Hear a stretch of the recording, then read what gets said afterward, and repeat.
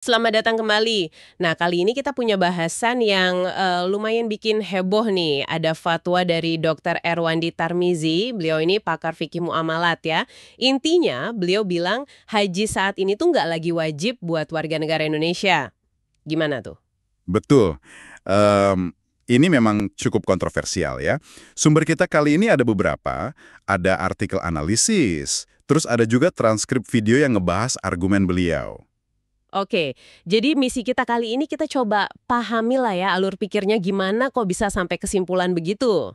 Iya. Kita coba bedah bareng-bareng dasarnya apa, realitasnya gimana menurut beliau. Siap.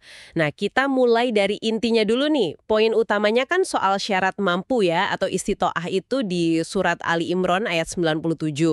Biasanya kan kita mikir mampu ya soal duit aja. Tapi Dokter Erwandini lihatnya lebih luas ya. Tepat sekali.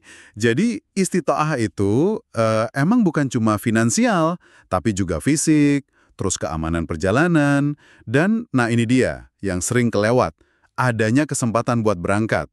Antrian haji kita di Indonesia ini kan, waduh bisa 30, 40, bahkan 50 tahun ya.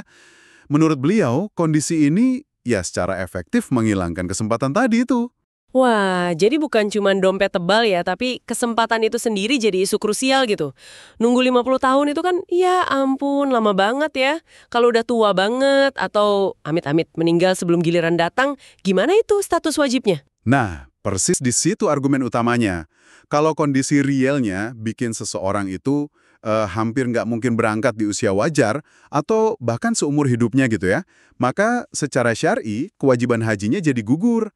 Karena ya itu tadi, salah satu syarat wajibnya hilang, yaitu istitoah dalam arti kesempatan. Ini murni pandangan beliau sendiri atau ada konfirmasi dari ulama lain gitu? Beliau sih nyebutin ya, ini bukan pandangan tunggal. Katanya ada hasil diskusi sama beberapa ulama di Saudi. Termasuk rekannya, konsultan syariah di Bank Al-Raji. Mereka setuju kalau antrian yang ya ampun panjang banget ini bisa masuk kategori uzur syar'i. Oh, uzur syar'i, halangan syar'i ya? Iya, halangan yang dibenarkan syariat yang bisa menggugurkan kewajiban. Jadi kuncinya di situ. Oke, oke, menarik. Jadi uzur syar'i karena antrian super panjang ini ya. Nah, selain soal antrinya nih, beliau kan juga nyinggung penyebabnya ya. Ada kritik keras soal dana talangan haji. Betul-betul. Dana talangan ini dikritik keras sama beliau. Dianggapnya mengandung unsur riba sama goror. Goror itu kan ketidakpastian ya. Ini beliau bahas detail di bukunya Harta Haram Muamalat Kontemporer. Malah ada kutipan kesaksian mantan bankir. Katanya ide ini muncul dari bank buat nutupin penurunan pinjaman lain. Terus dana setoran awal haji yang ngendap lama itu ya dimanfaatin sama bank. Waduh, serem juga ya kalau ada kesaksian gitu. Berarti kritiknya nggak cuma ke sistem banknya aja dong. Penyelenggara juga kena. Iya, kena juga. Beliau kritik penyelenggara negara yang dianggapnya kurang paham hukum Islam secara mendalam gitu. Jadinya sistemnya jadi ya carut-marut lah.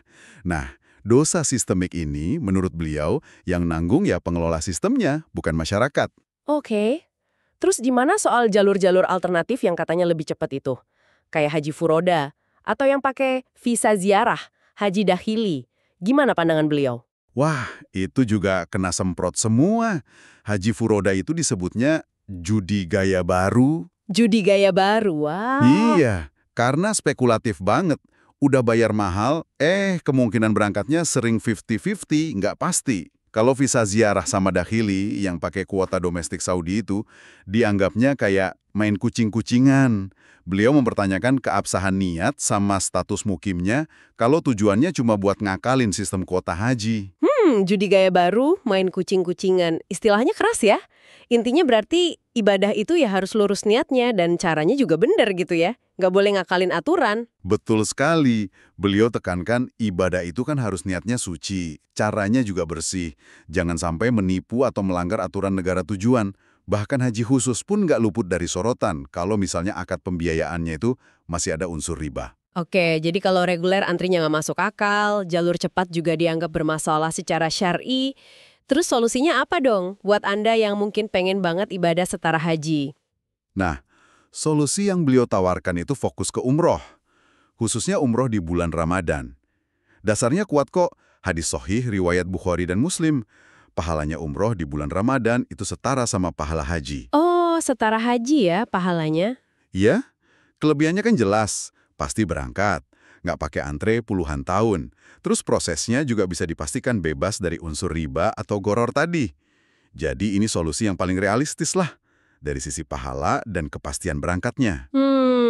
Jadi umroh Ramadan ya, solusi yang lebih pasti dan yang penting bersih secara syariat. Oke, ini pemikiran yang kuat sih. Tapi perlu kita ingat juga ya, ini kan statusnya fatwa, bukan hukum final gitu kan? Nah, ini penting banget digarisbawahi. Ini ijtihad, hasil penalaran hukum seorang ahli. Sifatnya yang nggak mengikat semua muslim Indonesia. Bisa setuju, bisa juga enggak. Perlu dicatat juga independensi Dr. Erwandi ini. Beliau nggak ada hubungan sama travel haji atau umroh manapun. Kritiknya kena ke semua jenis penyelenggaraan. Jadi ya, ini murni pandangan keilmuan beliau aja. Oke, jadi kalau kita rangkum nih ya, menurut Dr. Erwandi, masalah sistemik yang parah di Indonesia, terutama antrian super panjang dan praktek pembiayaan yang bermasalah, itu bikin syarat mampu, khususnya dari sisi kesempatan, jadi sulit terpenuhi. Akibatnya, ya kewajiban haji jadi gugur buat kondisi sekarang ini.